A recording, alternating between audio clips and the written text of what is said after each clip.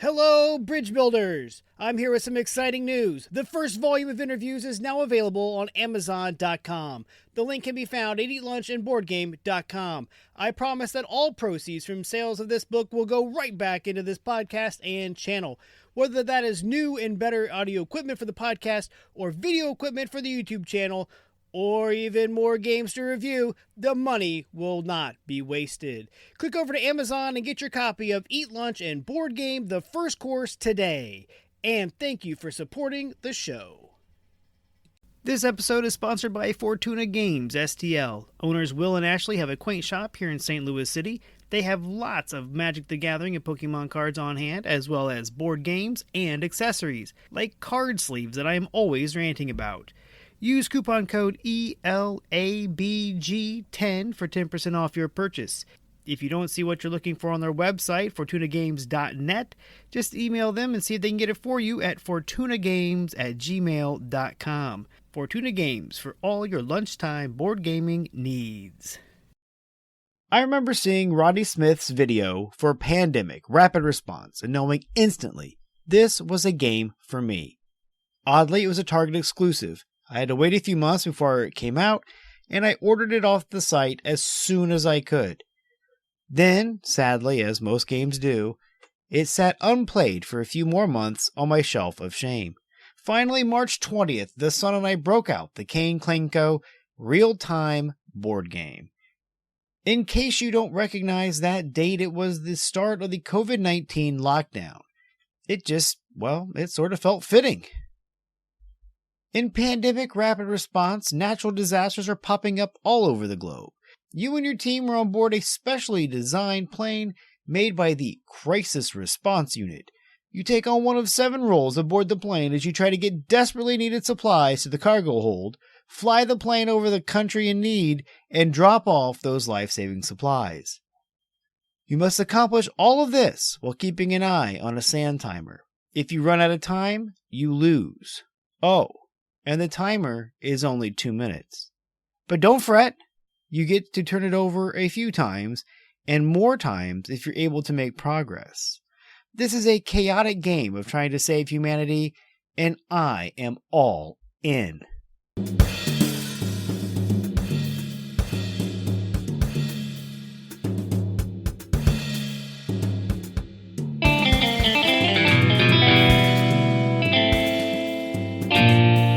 Alright, welcome back to Eat Lunch and Board Game. I'm your host, Adam Collins.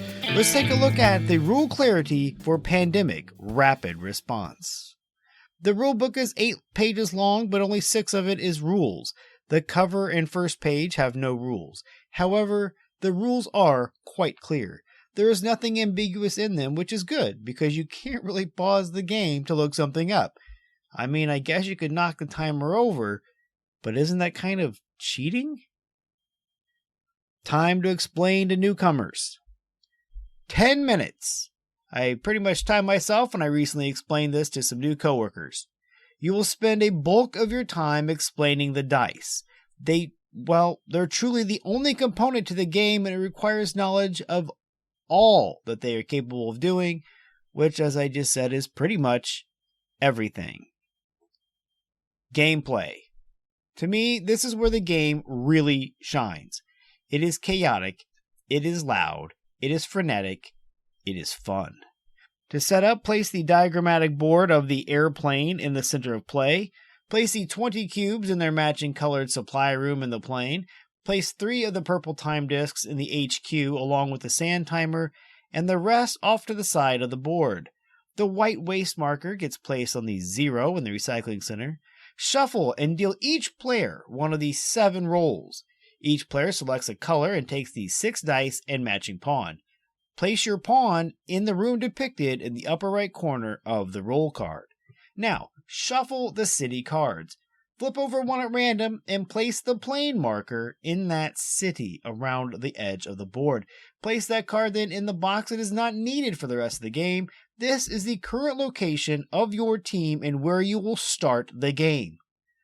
Flip over the next 2 city cards and place them around the board where the city name appears on the edge. Finally, deal 3 more face down into the HQ onto the matching symbol on the board for an easy game. More can be added face up and or face down to adjust the difficulty. Then place all the unused cards in the box. The city cards display what combination of supply cubes are needed in each city. These can be any combination of the 5 supplies: water, medicine, first aid, food, and energy. These are the cubes you are trying to collect. I do, though, wonder how we are dropping in a crate of energy. If you choose, you can shuffle and place the crisis cards next to the HQ side of the board.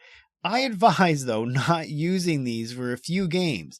They are brutal, and I'll talk more about these in a bit. The first player is the last person to be on an airplane, or whomever you choose. Anyway, on a player's turn, the dice are rolled and can be re-rolled up to 2 more times.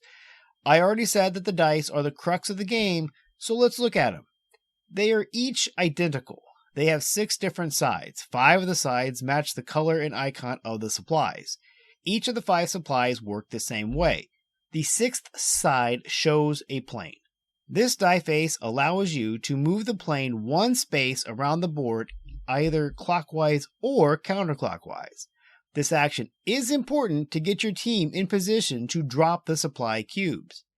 Before we get to the meat and potatoes of the dice, I want to mention that you move your pawn around the plane by placing a die on your character card.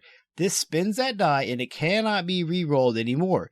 Yet this is the only way to move, so sacrificing dice is very important.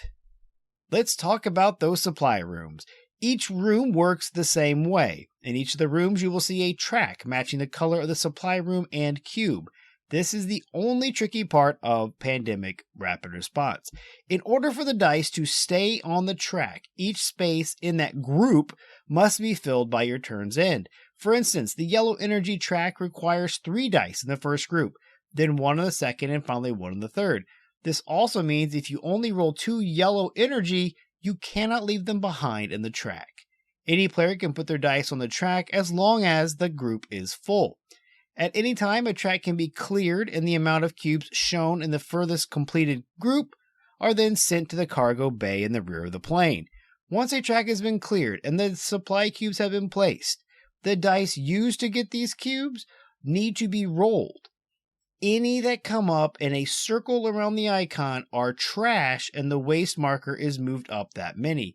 There is a 50% chance on each die that this can happen. This is sort of a push your luck mechanic. You push further down the track to get more cubes, but you risk creating more trash.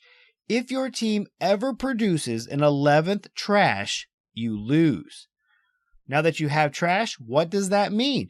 Well, you can always spin an unused die to place it in the tracker of the recycling room. The only caveat, it must be a different face than any currently showing. A player can move their pawn then into the recycling room and activate the room to lower the trash token the corresponding amount. Each player then receives their dice back at this time. If your team has gotten the right combination of supply cubes to the cargo bay and the plane is in the correct location, a player then may move to the cargo bay and spend a die with the plane icon to drop the payload. Return all the cubes to the correct room, add that so precious time token to the HQ, and continue going. Remember, during play, everyone must keep an eye on the timer. When it runs out, a purple time token is removed from the HQ. Then, the next city card is flipped up and placed where it goes around the board, and the timer is flipped back over. During this downtime, no table talk about planning should happen. If there are no time tokens left in the HQ when one is needed to be removed, well, you lose.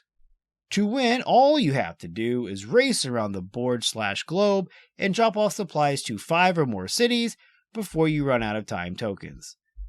If this is all too easy for you, simply add in the Crisis deck to your game. This menacing deck of 15 cards adds all sorts of chaos to an already chaotic game. Cards can have one of 3 effects. An immediate effect, something like take all the dice off the board, or a temporary until the next timer flip effect, like roll 1 less die, or delivery. This one could really be the worst. The card is placed on the closest city card to your airplane, and it requires a specific crate to be dropped before you can drop the original requirements. And they can stack.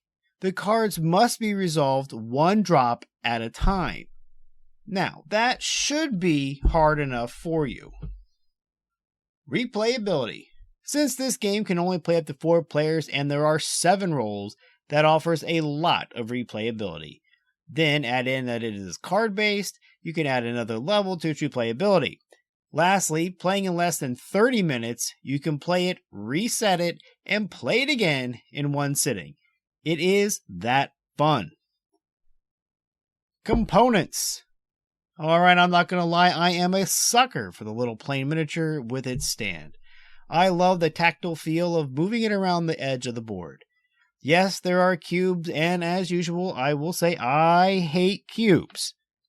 However, for this chaotic game, I prefer them because I can confidently grip them fast, and they are a bit larger than the standard 1cm cubes that I truly despise. I do wish that they were engraved to match their icon though. It would look cool and make the game a little more visually impaired friendly. The dice are nice quality engraved dice that are also color coordinated not only for the player but also for the symbols. All water droplets are blue no matter the color of the dice. This makes recognition quicker.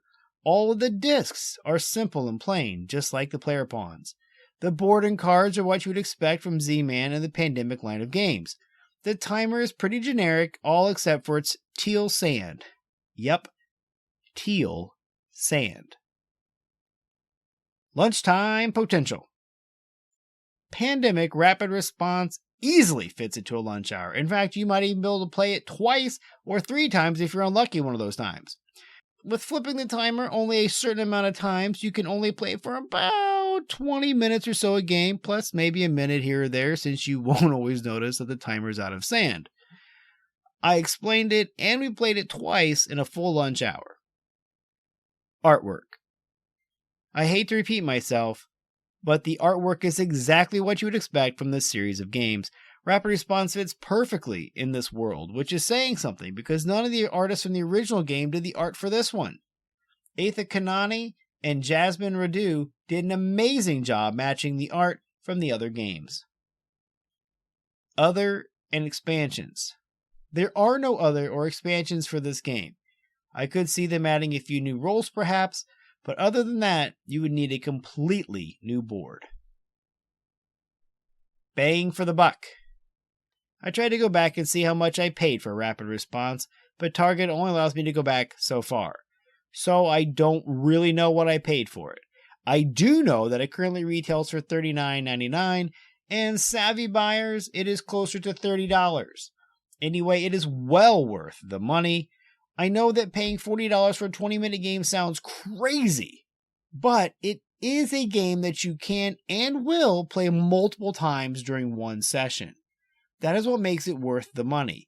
Every time I've put this game out on the table, it has been played more than once. Most of the time, 2 or even 3 times in one sitting.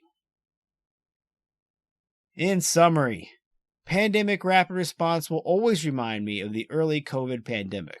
Luckily, the game is so awesome that it can handle that.